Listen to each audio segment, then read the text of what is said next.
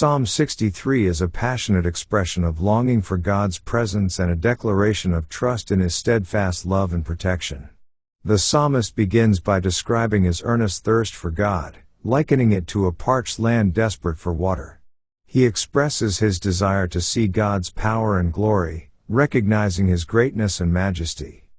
The psalmist reflects on his experiences of encountering God in the sanctuary and beholding His power and glory.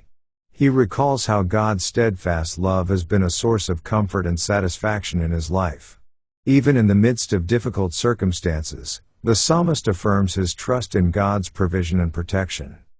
In the midst of his reflection, the psalmist expresses his commitment to praise and worship God with his whole being. He declares his intention to bless God and lift up His name in praise, regardless of his circumstances. The psalmist resolves to continue seeking God earnestly and trusting in His unfailing love. The psalm concludes with a declaration of confidence in God's deliverance and victory.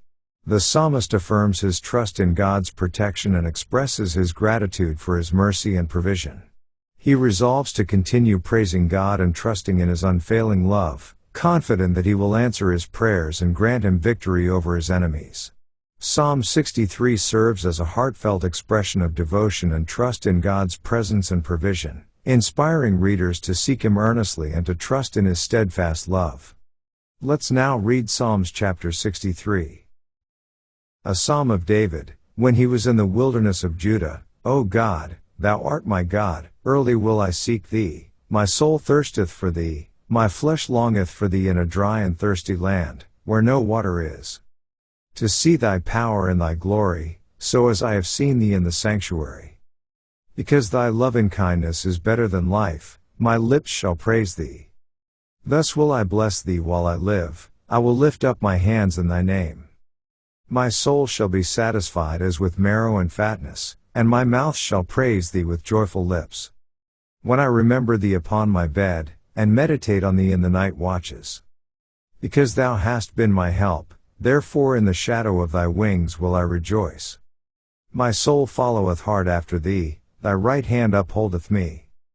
But those that seek my soul, to destroy it, shall go into the lower parts of the earth.